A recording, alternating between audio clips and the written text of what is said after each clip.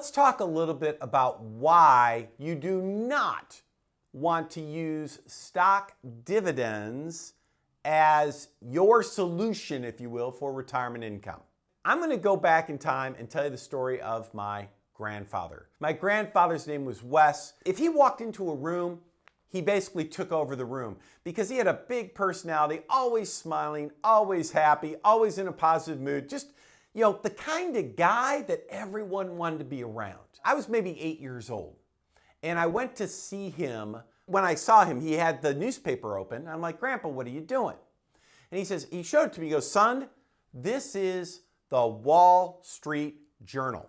This is, the Wall Street Journal. It's like, ha ha. In those days, they had pages that listed all the stocks. What he would do is he would save some money. And then once he had some money saved, he'd go to his stockbroker, which, we're talking the 70s here. You go to the stockbroker and he would buy some of the stocks that he had underlined in the Wall Street Journal. Why do you do that, Grandpa? And he says, well, when I retire here, coming up in a few years, we want to buy a cottage on a lake up in northern Michigan. And we want it to be kind of a place where all you grandkids can get together, right? So what did he really want? He wanted a family enclave.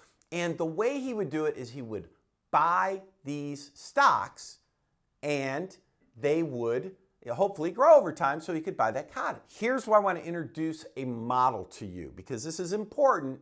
We're talking about why you don't use dividends for retirement income. And I want you to think about it this way. Whenever you do your retirement planning, you have some different elements that you need to think of. And we call that goals, strategies, and tools. All right? Goals, strategies, tools. So I just shared with you what my grandfather was trying to do. He had a goal.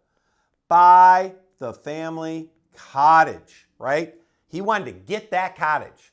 And what was his strategy to do that? He wanted growth and accumulation. That's what he wanted.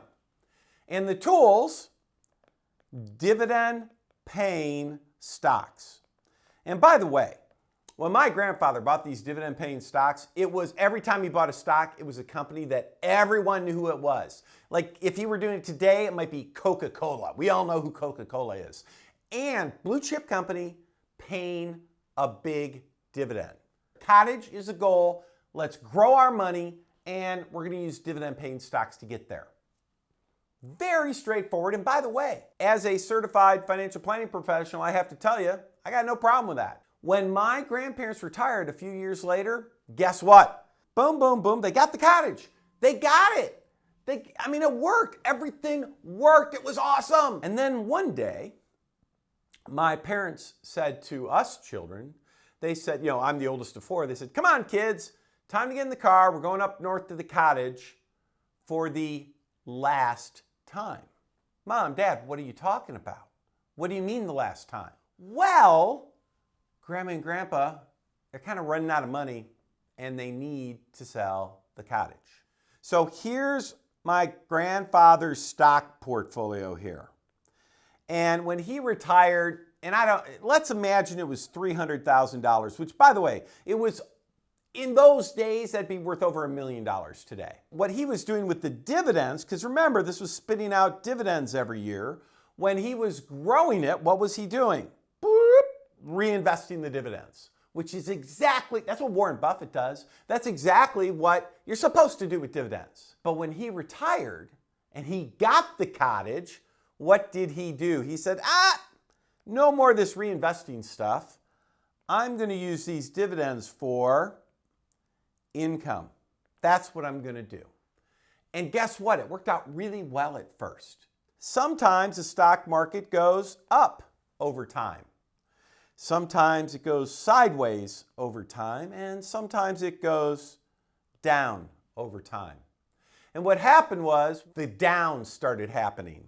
And so when the stock value started going down, guess what was happening to dividends? They were going down. In fact, they went down so far that suddenly my grandparents were like, uh-oh, these are not enough. We're in trouble. It's not enough money. We need more money to make ends meet. Where are they going to get more money to make ends meet? Right there.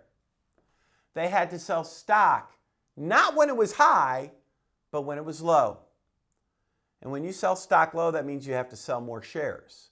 And when you sell more shares, that means there's less shares to generate dividends next year, which means next year you have the same problem, it's only a little bit bigger. And then the next year you have the same problem, it's only a little bit bigger and a little bit. This is the downward spiral. This is how you go broke in retirement. I've seen it happen over and over and over again. What was their mistake? Their mistake was this.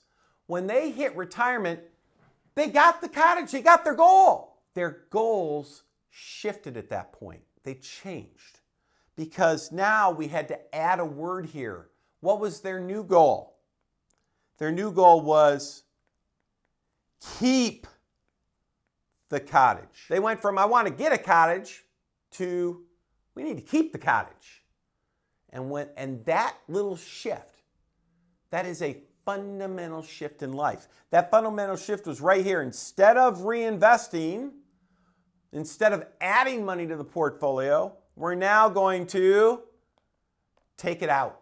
And that means that when it came to their investment strategies, their financial strategies, do they still want to grow their portfolio? Yes, but they need to add something. Stable income is a strategy that they needed to add, and they didn't do it. Because guess what? Dividends are not stable. You can't use, at no point are dividends stable. And I don't care if your dividends in your company were growing for 30 years. They were for my grandfather too. And they grow for 30 years until they don't.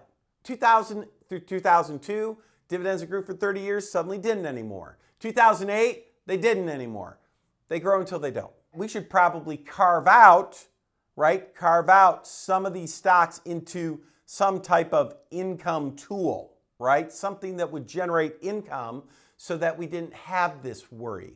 So that we know that, hey, if markets go up, we want to put a green check. We want to say, hey, we're going to be okay.